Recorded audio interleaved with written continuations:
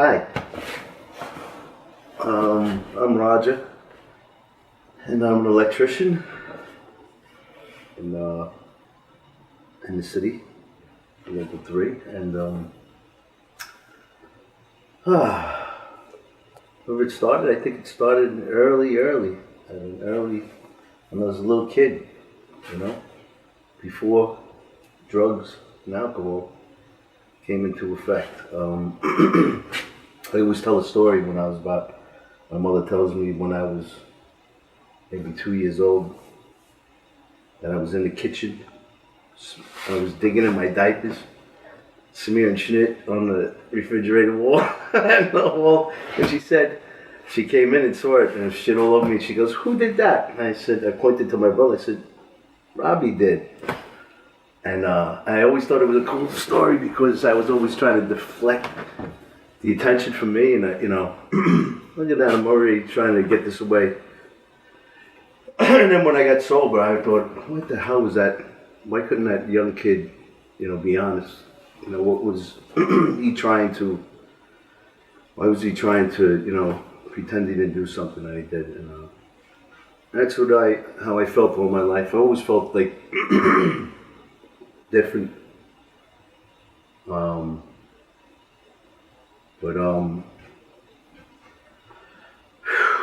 I can't remember the first time I had alcohol.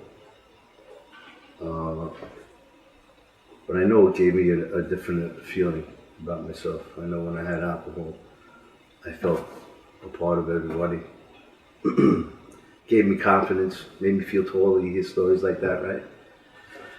So that kind of worked for me, I like that. I could be a bully. I could talk to girls. I could do all these things, and I like the way it affected me.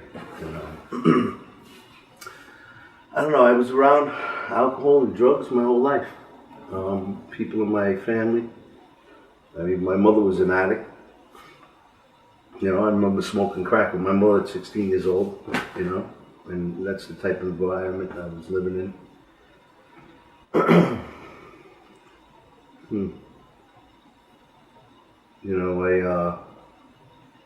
A lot of the bars in my neighborhood, at that time, you were allowed to go in and drink at an early age. So, moving the rug, right? So, like I said, it gave me that feeling of confidence and all that stuff. So, that alcohol worked for me. I wasn't able, I guess, it started a long time ago. Like I said, I couldn't be honest. I thought I would be, who knows, maybe reprimanded, or thought I had to be perfect, and that's why I was imperfect, I guess, I felt like that. But the drugs and alcohol took that away.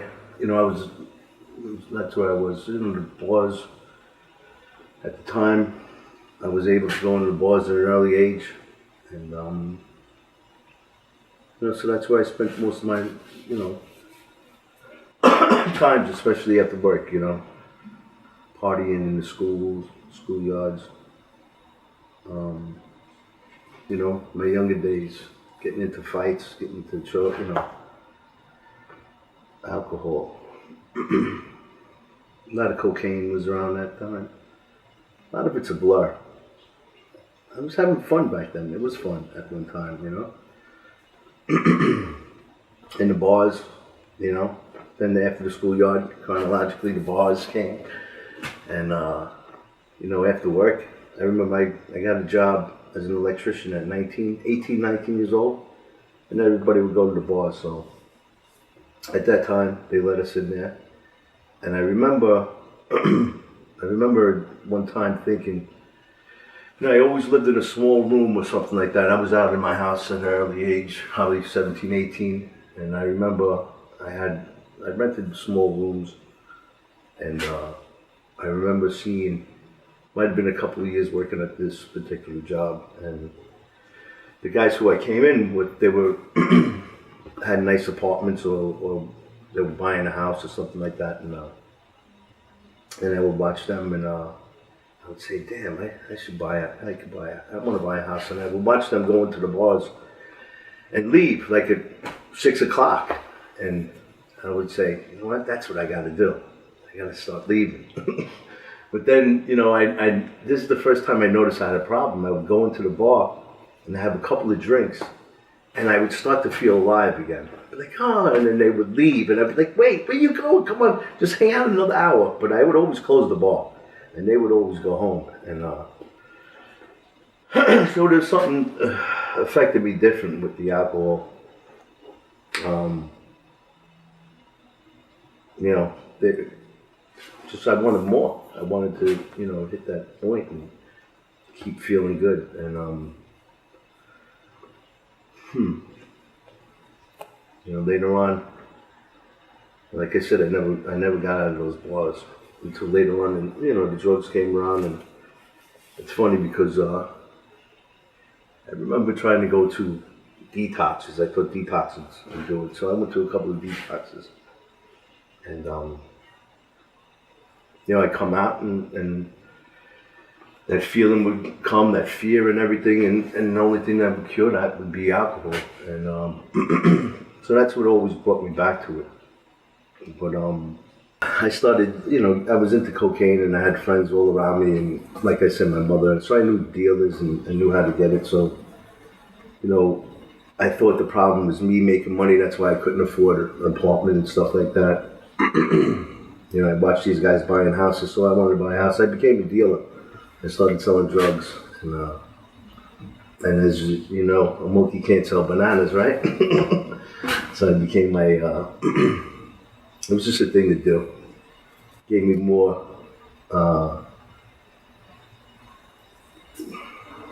made me be more popular also. And that excitement for doing something illegal too. I guess it was a part of it, you know.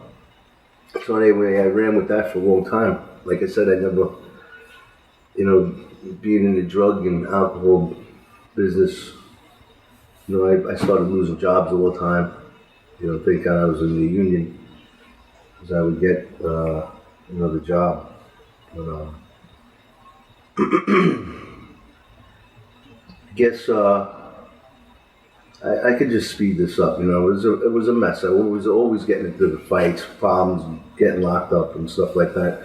Going into detoxes and you know, trying to swearing it off, and you didn't know what being hopeless was. And that's where I was at. And one of the greatest things happened to me is I got locked up for selling drugs, and I went away for a year.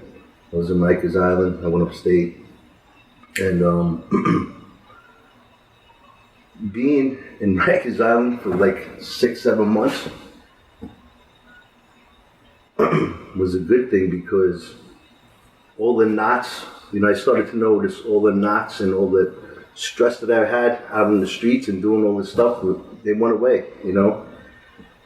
It's crazy because I had like 60 guys in the dorm, you know, they're looking to rob you or do whatever, and I was sleeping like a baby. I was comfortable. So I kind of noticed something then, and I stayed sober for, you know, most of the time in there. And I started to notice there's a problem. It was the first time I really took it seriously. You know, I went to detox because of a girlfriend or something like that, or because of a job, or, you know, I had to go. And but when I went to jail, and I started to see there was something wrong. And I came out after a year, and you know, I couldn't drink. I was on post-supervision release. It's like the highest parole, and I couldn't drink and do cocaine anymore, so I went to doing painkillers.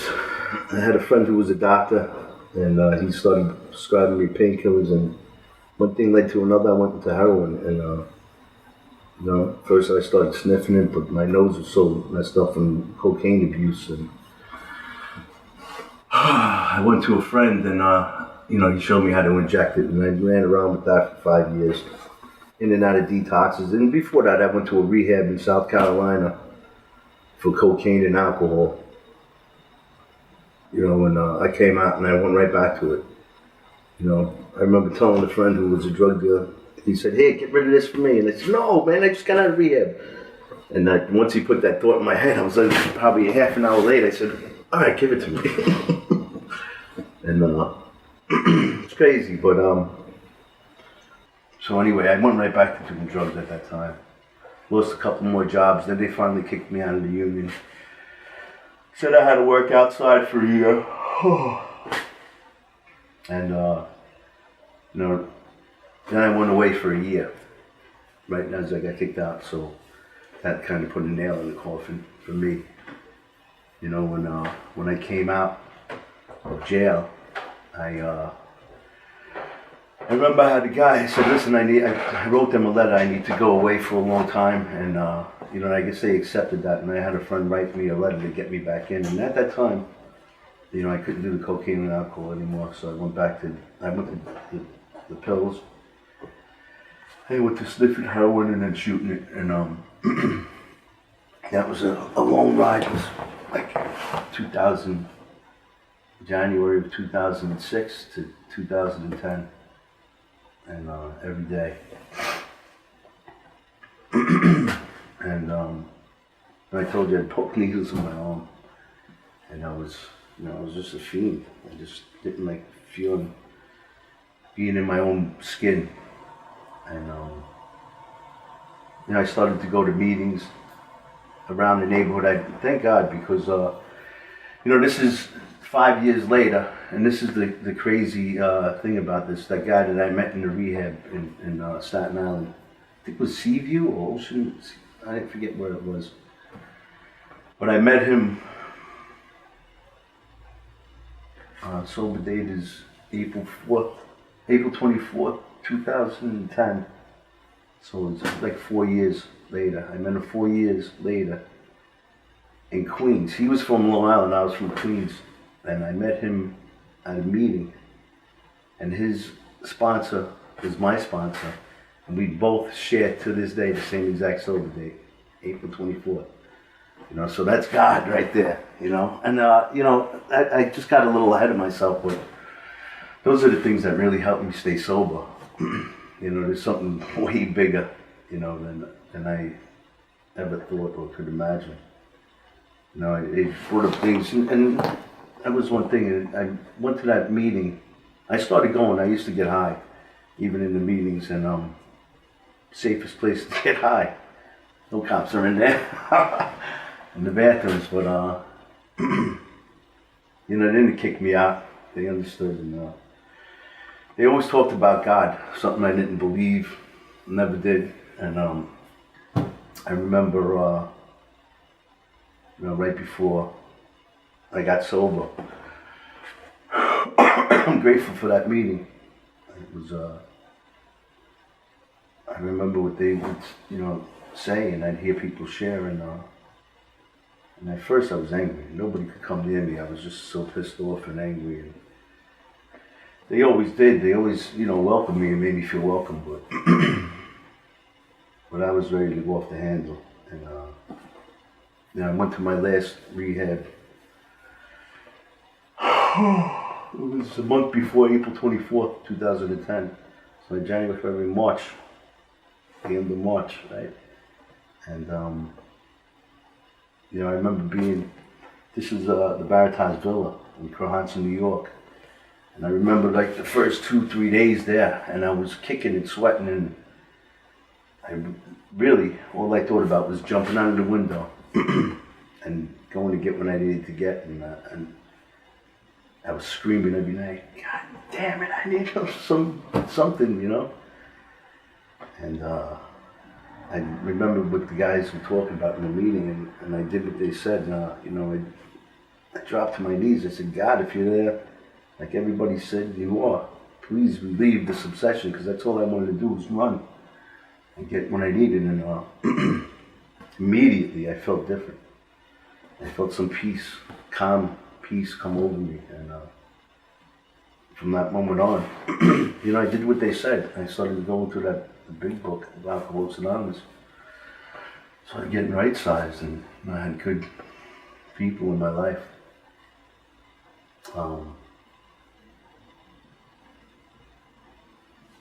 She's my sponsor still today.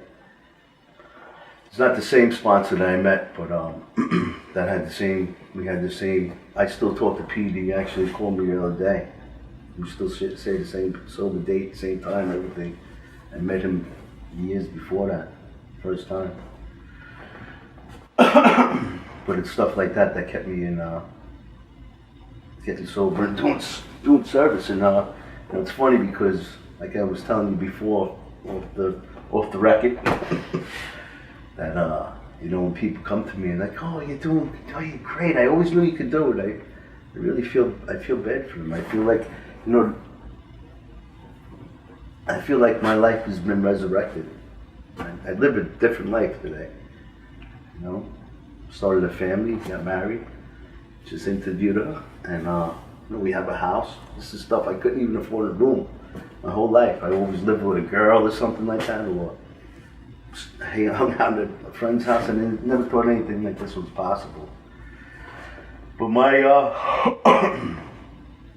my suggestion is for anybody is to go through that work they tell you to do. If you go to meetings, take it serious, because I can change your life, resurrect you, really. I'm living proof, One more thing is to trust God, clean house, and help others. That's what the co-founder, Dr. Bob, said. He wrote a prescription. He was a doctor, and that's what the 12 steps are. But that's it. Actually, it's funny because I could go on with that one, because I didn't gain confidence I heard a lot of things from like the Bible, certain things like forgiveness, don't come to me unless you forgive your brothers, don't ask for forgiveness. And stuff like, it wasn't until I started to take that look inside. I always heard things like God was within, and my finger was always pointed. My mother, it was my father, it was this one, it was that one, it was always everybody else's fault on the outside. I was looking, and it was until I started to look inside and started to accept things and get honest with somebody and really get rid of all that stuff in my soul.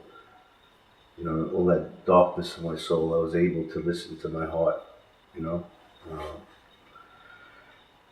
That's when I started to feel a part of people, a part of the human race. Not that I was better than anybody or lower. I didn't feel I was in between.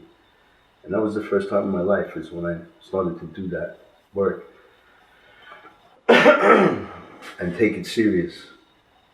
So if there's anybody out there that was feeling like that, feeling, what I just explained, and you want to feel different, you want a different life, I suggest you take it serious. Go with the people who are doing the work. Because unfortunately, and it's not anybody's fault, there's a lot of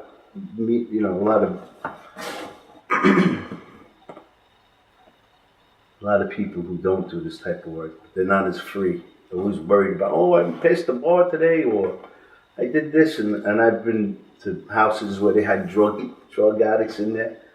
One of my closest friends, where I used to get high, I used to go to his house and try to pull him out, And I heard this thing where I think of drugs and alcohol today like cauliflower.